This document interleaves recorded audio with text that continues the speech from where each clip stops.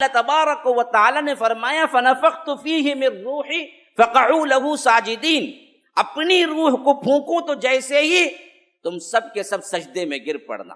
اب بعضوں نے اس سے غلط فہمی یہ پیدا کی کہ اللہ نے اپنی روح انسان میں داخل کر دی، اس واسطے جیسے ہی وہ انسانی ضروریات سے مبرہ ہو جاتا ہے، ہاں حاجات کو نہیں جاتا، کپڑے نہیں پہنتا، ننگا رہنا سیکھ لیتا ہے، کچھ کھانے کے بغیر جینا سیکھ لیتا ہے، کوئی غذا اس کے اندر نہیں جاتی ہے، انسانی ضروریات جو بھی ہیں اس سے وہ کنٹرول کر لیتا ہے، تو وہ کیا بنتا ہے؟ ننگا بابا بن جاتا ہے، فلاں ولی بن جاتے ہیں۔ کیوں؟ وہ جو انسانی طور پر اللہ نے ضروریات رکھے اس سے وہ آزاد ہو گیا، تو اندر جو باقی بچی وہ کیا؟ وہ اللہ کی روح بچی۔ اس واسطے روح اور اللہ کی روح وہ اور یہ دونوں ایک ہی ہو جاتے ہیں، بڑے معزز ہو جاتے ہیں، کیونکہ اللہ کی طرف سے آئی ہوئی ایک چیز ہمارے جسم کے اندر ہے، وہ اللہ کی روح ہے۔ اسی واسطے بہت سے صوفیہ نے اپنی زندگی میں یہاں تک اعلان کر دیا کہ ما فی جبتی الا اللہ۔ منصور حلاج نے کہا کہ میرے جبے کے اندر سوائے اللہ کے کچھ نہیں ہے۔ انا الحق کا نعرہ کئیوں نے لگایا، کہا کہ میں ہی اللہ ہوں، کیونکہ میں مبرہ ہو چکا ہوں انسان۔ یہ سب مسلمان کہلانے والے بڑے بڑے ائمہ ہیں، ہاں، جن سے شیخ اکبر کا لقب دیا جاتا ہے، ہاں، ایسے لوگ جنہوں نے اپنے آپ کو اللہ کہا، انا الحق کہا، میں ہی حق ہوں۔ وجہ اس کی غلط فہمی کیا ہوئی؟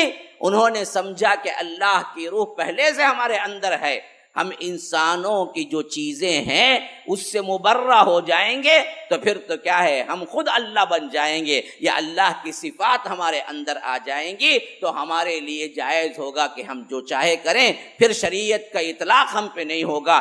ایسے بدبخت کئی ہیں جنہوں نے شریعت کو پامال کیا اور جنہوں نے کہا کہ یہ سب عام لوگوں کے لیے ہیں، نماز، روزہ، حج، زکوٰۃ وغیرہ، حلال حرام، میرے لیے تو کوئی حلال بھی نہیں ہے، کوئی حرام بھی نہیں ہے، سب کچھ جائز ہے۔ ایسی زندگی گزارنے والے بھی بڑے بڑے لوگ گزرے ہیں، جن کو آج ان کے ماننے والے شیخ الاکبر فلاں فلاں، یہ وہ حکیم الامت، ایسے الفاظ بھی لکھتے ہیں۔ یاد رکھیے یہ سب مغالطہ، گمراہی ہے۔ تو عقیدہ کیا ہونا چاہیے؟ عقیدہ یہ ہونا چاہیے کہ ہماری روح بھی اللہ کی مخلوق ہے، اس مخلوق کو اللہ نے ہمارے جسموں میں ڈالا تو اس سے انسان زندہ ہو گیا، یہ اللہ کی نہیں ہے۔ فنفخت فیہ من روحی، تو روح مخلوق ہے اور روح شے ہے، کوئی چیز ہے، اس کے کئی دلائل ہیں۔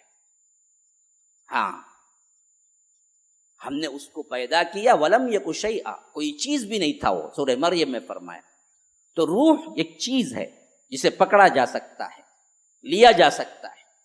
اس کی دوسری دلیل، فرشتے جب روح نکالنے کے لیے آتے ہیں تو اللہ کے رسول صلی اللہ علیہ وسلم براء ابن عازب کی روایت ترمذی میں فرمایا، جب اس کی روح نکلتی ہے، اگر وہ اچھی روح ہے، جنتی روح ہے، تو اس کے لیے فرشتے جنت کا کفن لے آتے ہیں جو خوشبو سے معطر ہوتا ہے، اور اس میں لپیٹتے ہیں اور اس کو لے جاتے ہیں آسمانوں میں۔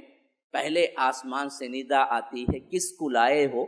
تو فرشتے کہتے ہیں کہ فلاں ابن فلاں، جو اس کا سب سے اچھا نام دنیا میں ہوتا ہے اور اس کے باپ کا نام ہوتا ہے، اس نام سے کہتے ہیں کہ فلاں ابن فلاں کو میں لے آیا ہوں، تو دروازہ کھولا جاتا ہے۔ اب جو کفن میں لپٹی ہوئی روح اوپر جا رہی ہے، وہ بالکل چیز ہے یا نہیں ہے؟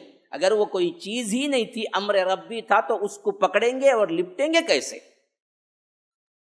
ویسے ہی بری روح ہوتی ہے تو براء ابن عازب کی روایت میں اللہ کے رسول صلی اللہ علیہ وسلم نے فرمایا، اس کو نکالیں گے کہ جہنم کے تارکول کا کفن لائے ہوں گے، اس میں لپٹائیں گے، پھر اس کو لے کے بدبو اٹھ رہی ہوگی، سڑانڈ اٹھ رہی ہوگی، اور اسے لے جائیں گے آسمانوں کے دروازوں پر۔ وہاں سے پوچھا جائے گا کون؟ وہ بدترین نام جو دنیا میں اس کا تھا اور اس کے باپ کا تھا، کہہ کے کہیں گے کہ فلاں ابن فلاں کی روح آئی ہے، تو فرشتے کہیں گے کہ نانا نہ ہمیں حکم دیا گیا ہے اس کے لیے ہم دروازہ نہ کھولیں. تو اللہ کے رسول صلی اللہ علیہ وسلم نے پھر دلیل میں یہ آیت پڑھی جو سورہ اعراف میں ہے, لا تفتح لهم ابواب السماء ولا يدخلون الجنہ حتی یلج الجمل فی سم الخیاط, کہ پھر اس کے بعد دروازے نہیں کھولے جائیں گے, نہ وہ جنت میں جائے گا یہاں تک کہ وہاں سے فکأنما خر من السماء فتخطفه الطیر اور تہوی به الریح فی مکان صحیح, کہ وہاں سے اٹھا کے پھینک دیا جائے گا اس روح کو. تو جو پھینکا جائے گا, پکڑا جائے گا, لپیٹا جائے گا کس چیز کو, اگر وہ چیز نہیں ہے, چیز ہے, مخلوق ہے, اس مخلوق کو اللہ تبارک و تعالی نے جسد خاکی میں ڈالا آدم کے, تو وہ مخلوق زندہ ہو گئی. تو روح بھی ہماری اللہ کی مخلوق ہے, ہمارا جسم بھی اللہ کی مخلوق ہے. تو اللہ تبارک و تعالی نے فرمایا